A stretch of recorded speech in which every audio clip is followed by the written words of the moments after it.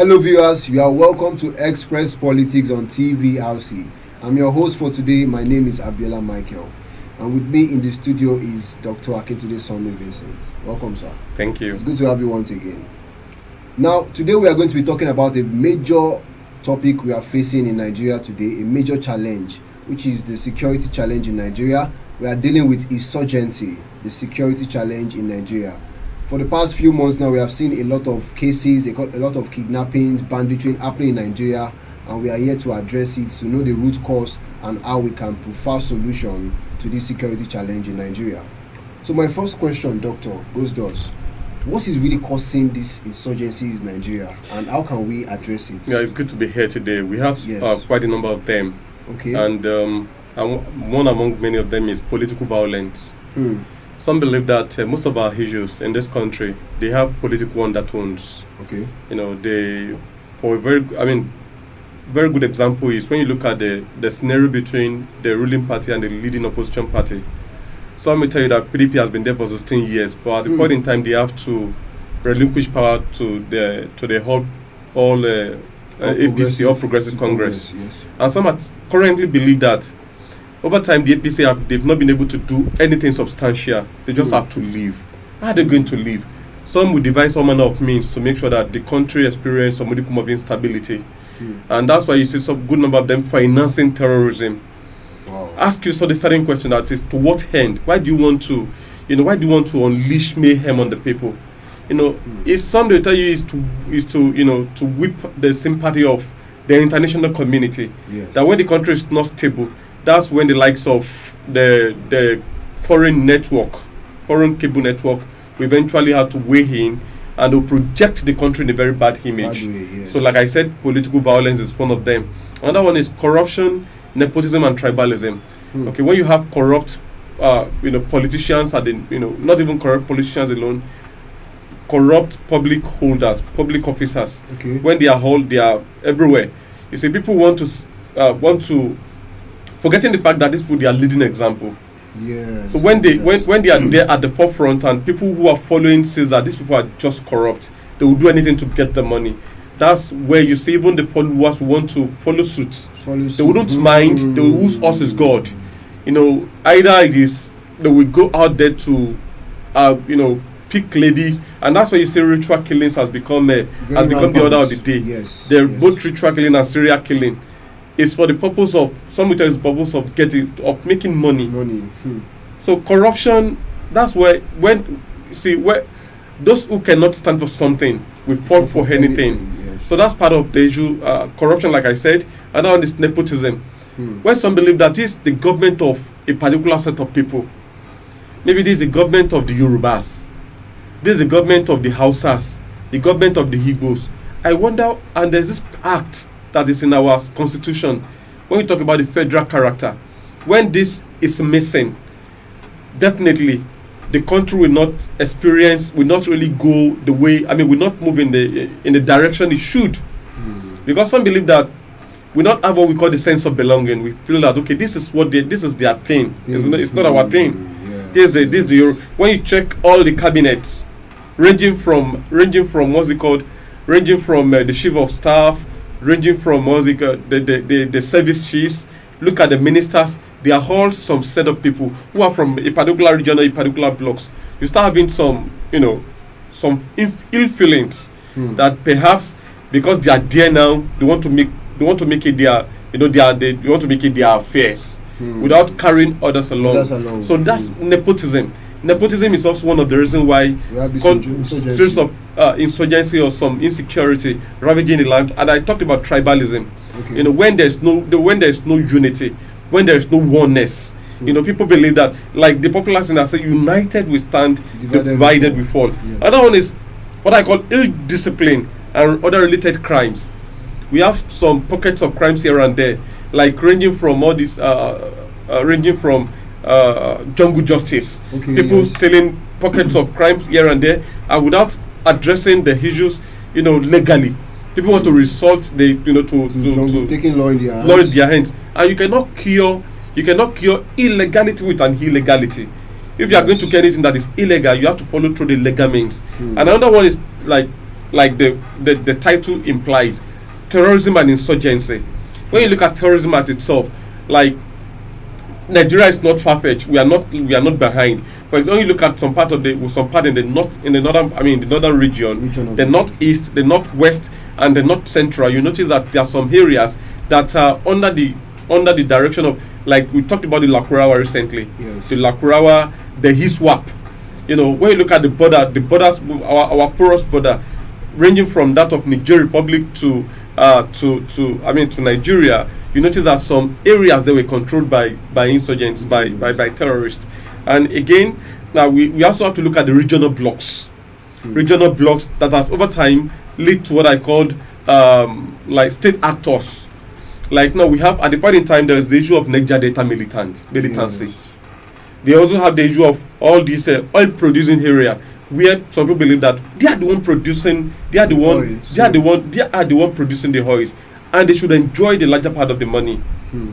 So it is their belief that they have to be thoroughly looked after. And are they saying the obvious? Yes, they are saying the obvious, because when you look at their community, they don't have access to clean water. Most of their waters, they are nothing but crude oils on the surface of their waters. Yes. And they don't have access to good farmland. Most of their farmland, there's nothing you can plant in that particular region that will give you a viable farm produce. So why not? Are they not supposed to be looking care when this particular oil form the larger percentage of our income in this country? So another one is we have to also take cognizance of the Nigerian Civil War. The first civil war, this led to the emergence of, led to some agitations. Okay. The agitations of where some people believe that they are no longer part of this country. And that was what was what gave birth to the Biafra. So, the secessionist plan by the Biafra, these are part of what led to it. Until date, some have actually followed suit. Don't forget, in the western part, at the point we have the Odua People's Congress, the OPC. Yes, the OPC. In the northern part, we have the Arewas. So now people are not conscious of the fact that if Nigeria is not going to hold, then we had better go a different way. Even if you are going to go a different way, we have to plan for it. And that's what led to some creations of some particular blocks. Like in the western part, there's what the people we call the Afenifere. Yes, yeah. That's what we call the Northern Elders Forum in the north. We also have what we call the Igbo Elders too. I think they have a name that they are called the Eze Indigbo. The Eze Indigbo. These are part of the consciousness that has over time fizzled into the hearts of the people because of what and again we have to address the issue of Boko Haram, hook, line and sinker. That took its notarization from the north. What is the meaning of Boko Haram? Boko, education, Haram, forbidden. They are saying Western education is forbidden, and this adds some political backlash to. It's political undertones, and that has been over time weaponized, and that has led to so many issues that we need to look at critically. For example, when you look at some individuals who are in the government, and over time they are being put in charge of people to stop this insurgency. Yes. And they eventually use this insurgency to enrich themselves. I remember under the period of President Jonathan, there's what we called the Dasuki Gate. Okay. At that point in time, the issue, is related to that of Dasuki. That it was told to use a particular money to secure ammunition for their military, but eventually the money was siphoned into private hands, individual hands. So these are issues that are on this mainstream media. It's not as if I'm souping up something that is new. Yes, I understand. No, so they are all there. So these are the issues. These are what we can, among so many numerous others. I'm sure you have made quite a list of the root causes of the insurgency in Nigeria. But now, how can the Nigerian government balance that need to protect their citizens from these attacks? How can they prefer? So, what's the solution to all this? Well, we have to be conscious of the fact that there's what we call stratification. Okay. social stratification where we have the upper class, the middle class, the lower class. Okay. But currently, this incumbent government, over time, this government have eradicated even that middle class. So we only have those who are at the top there and those who are at the bottom. That's not the way to go. The government must endeavor to strike a balance between the two. Look at this, what a sane leader would do. And that's what sane countries have been doing, developed nations have been doing. Look at the like of China. China will tell you that in the next 10 years, they are going to produce so amount of millionaires or billionaires. Yes. That's a country for you. US will tell you the same thing. But here in this country, we keep on weaponizing poverty. People keep languishing in poverty because of selfish interests of leaders. Because they believe that when the citizens, when they are hungry, that's when they will do the unimaginable. That's when the election is is near. That's when they can always call upon them to use them as political weapons. Because if you are filled up, you are satisfied, nobody can coerce you to come and carry ballot box, come and snatch ballot box, or to use as a political talk. So, like I said, the growth of social class and desire for equality must be at the forefront if you are going to solve the issue. Another one is the issue of discrimination. Like I made mention, I alluded to nepotism. No, we have to learn to see ourselves as one. Somebody who is a Yoruba man must live in the eastern part comfortably, must live in the northern part comfortably. Vice versa. Somebody is from the east must just imagine. Some people believe that this issue of Igbos and the Lagos at the point created a lot of situation, even during the last election. Yes. And we were told that what's it called, that the Lagos does not belong to any of does not belong to the Igbos. That they have to be very careful. At the point in time, they had to be, there was some people were scared at the point in time. These are Nigerians. So at the point we were told that some part of people in the north were deported from part of the east. These are issues that we must actually address with line and sinker. A Nigerian is a Nigerian, and you should be comfortable anywhere you go. Another one is the issue of poverty. Like I said, over time, look at the statistics, Nigerian Bureau of Statistics. Look at the number of people who are languishing in poverty in this country. Those who cannot even afford to take 3 square meals. And I will eventually still pinpoint the whole issues to the leadership. That's why your policies must wear human look. Your policies must be human friendly. Not when you are drawing the policy of I don't care. I have to make sure I become successful in this government and do whatever I need to do to make sure that at whose detriment? And because you cannot keep fooling the people, because you think one World Bank or one IMF is giving you some idea that seems not to be ongoing with your people, and you think that's the way to go. Nobody knows it all. The government must be very careful to listen, because voici populi, voici Dei. The voice of the people is the voice of God. When people are saying, change this your policy, take a second look at this your policy. What is wrong with you taking a second look? And again, it's political alienation.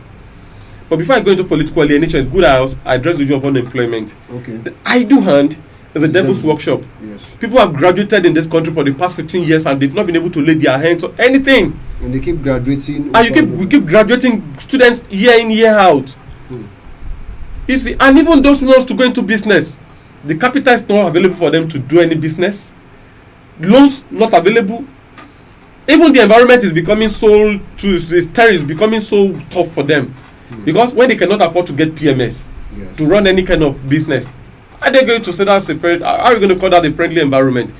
Even those in the north, okay, even as a graduate, say you want to resort back to farming, and you want to go to farming, you are not saving you are not safe, or your crops are not safe. They heard about the issue of elders farmers clash, the elders farmers crisis in this country. When you go to some part of the western part, when you see farmers have gone through their planting season, eventually you see all manner of cows enter into those farms to hit all those plants. Yes.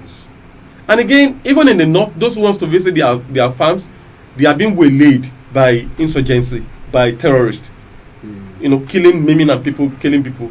Go and look at the number of IDP camps we have in the north, both in the middle belt and the upper north. So many IDP camps in Bornu. So go and check it out, check it around in Benue. all manner of internally displaced camp everywhere. To what end? So, like I said, these are issues that has actually confront. But I also want to talk about political alienation. Okay, please. This I don't care attitude. Let whoever wants to emerge. Eventually, if a foolish person emerge, that same foolish person will govern you. Yes. We have people who are eminently qualified to rule this country, but they are all quiet. They are all quiet. They don't care. They just get they just get themselves alienated. They just put themselves in a box. They say, "See, we are watching, we are observing." How can you observe in a country where you know that if you eventually emerge as a president, that you are going to do wonderfully well, that you are going to solve the whole issue, and eventually those who has the capacity to do it, they take a back step, and those who does not have the capacity to do it, they all take the lead, and eventually the country is in trouble. Yes. And finally, is what I call regional and ideological discontent. I made allusion to the issue of regional blocks, the Yorubas, the Igbo, and the Hausas. We have to make sure that we stop all this. We see as if that's where anybody that is going to be the president must move for the government of must be a unifier. Yeah. A government of unity. Yes. Run a government of unity. Government that will unite all from all angles, from all the geopolitical blocks. And again, this ideology, this content, this is what we believe in. We don't believe in this. We don't believe in that. We have to stop for the sake of for the sake of unity. Right. Thank you, Doctor. That was amazing. That was wonderful. I would like us to boil it down to the community-based initiative. Like, how can we counter this kidnapping and banditry in the community? Let's not even talk about Nigeria as a whole. Okay, if you're going to talk about, look at the issue of kidnapping, and you see, people have to. There should be some initiatives like in the there's what we call the non-kinetic approach. Okay. That should be from the top. We have to stop that from the top. You see, you can't say because you have a mosquito on your testicle and you want to use armor to kill the mosquito, that the person will be in trouble. So, like I said, if you are going to do a kind of proper approach, it has to be. You can only solve the community clash using the community elders and the community people. You can't know my community more than you can't know my community more than I do. Yes. So people have to come together and see how they can secure their environment, and that's why the issue of state policing comes in. Yes. People are making do with vigilante now, but even the vigilantes, they don't even have the capacity to confront this terrorist elements. So they have to come together and see how they create a synergy with the police or synergy with the federal operatives, so that they can stop this insurgency once and for all. So if you are going to do any community-based policing, it has to come from the community. In short, the large chunks of people that are going to protect the community must come from the community. All right. So with the help of the federal, or even better, the best way to go is just to and it's working in the US. That's why you have the local sheriff. Yeah. You have the FBI to address the federal issues, Federal Bureau of Investigation, and you also have the county like the NYPD, New York Police Division. You have the LAPD, Los Angeles Police Division. You have everybody. They have the Minneapolis. They have their own police division. They have their own jurisdiction. And even under the umbrella, you also have the county, the sheriffs that serve as vigilantes, and they all make do with this. They all make do with weapons that will save and they are well trained. They are well trained. So the point is, we have to look at it holistically, so that we can solve this issue of insurgency was a problem, because it's affecting our economic growth. It's affecting our social well-being. It's affecting everything in this country. Thank you, Doctor. So lastly, before we round up, I would like you to explain to us how our security agencies can actually be strengthened, especially during this time where the kidnapping and the banditry in Nigeria is rampant. I think we have to rejig our security architecture. Okay. For example, if one of the ways to go is, at this point in time, this issue of sending a Yoruba policeman to the north is not making any sense. You have to send a Yoruba policeman to the Yoruba land, especially to his hometown. For now, if we have a stable community, then you can start looking at the federal character again. That perhaps, but for now, we have to those who understand the terrain, and not just somebody who has been outside for quite a while. No, you have to do a thorough investigation. It must be a person who knows the in and out of that community. So that person will be able to man that such a community. And again, we also have to spend a whole lot of, we have to also invest in our security operatives. We do. Security architectures. There are some issues you have to combat some issue from the air. If you are combating the issue from the land, you are going to be in trouble. Yes. Look at something instead of wasting the lives of our soldiers, honestly, if we have better weapon that can always view all those thoughts from above, then eliminate or disarm those that are there, then it becomes so simple. Just one person inside one aircraft, compared to you are putting troops into a landmine that has been mined by all those terrorists, and you are putting values, lives, you are placing them you are putting them in front of risk, in danger. So what are we saying? So the point is, we have to, like I said, rejig our security architecture, look at how to go about this operative, and even in some cases, it is not everything that required kinetic approach. Not everything you put soldiers. No. Sometimes there must be some political engagement. There must be some engagement, some dialogue. Even the world war eventually was solved on the round table. Yeah. What exactly is causing this crisis? Why are people agitating? If people are saying, okay, because you are arrested, let me give a very good example. That at the point a man from the western part was arrested and he was released, and now the guy from the eastern part is arrested and it's not being released. Then they start feeling a double standard. They start feeling the kind of maybe they don't belong, that they don't have the sense of belonging.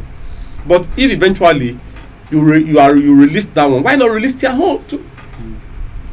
And when you release them, all you need to do is to keep monitoring them. That's all. That's where we have the intelligence gathering. Has it served this time enough? If the answer is yes, why not leave him? Let him go, and let's see if this issue of IPOB in the southeast is becoming. At the point in time, there has to be a sit at home on Mondays. There's no work on Mondays. Sit at home on Monday, where people do you know how much they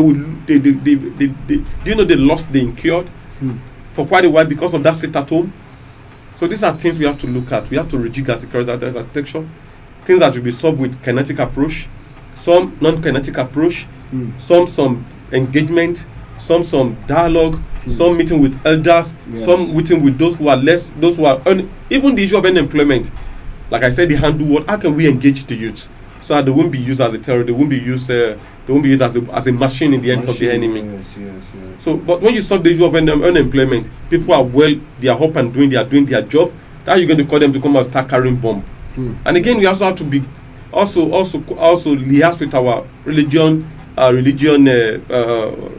office, the priest, the leaders. Yeah, religious leader. Thank you, the religious leaders. Okay. Some like in the north, some believe that when they killed so many people that they are going to have wives in heaven. So they want to do that to meme. It's a very terrible ideology. So they have to consciously put a kind of create in the mind of the people that that's not the way to go. No, we have to revisit our values again, our value system over time, our eroded value system, the value of the consecration of human life, the beauty of human life, respect the dignity of labor, that your hand, whatever you do with your hand, will prosper, that what you do with your hand cannot deceive you. All those we must revisit all those. If you're able to do all that, then we will not form a proper community that is sane, that is worthy to be called a community. Wow, that was wonderful and tremendous. Thank you so much, Doctor. You have really made it very, very clear. And with everything you've talked about, one thing that really stood out for me is that unemployment issue. I mean, we live in a generation right now that a lot of youth are unemployed. So, and just like you said, an idle man is the devil's workshop. Every man must take responsibility. We all have our role to play. So this is where we are going to draw the curtain. I hope you have been able to understand the security challenges in Nigeria and how we can also try as much as possible to solve the problem. And I hope it will go a long way. We hope that the security agencies will be strengthened. Our government will try as much as possible to set up different policies and fund our security sector so that we are going to have less kidnapping, less banditry, and less security challenges. So this is where we are going to be drawing the curtain today. Thank you, Doctor, for being on the studio with me. I remain your humble host, Abiola Michael. Bye for now.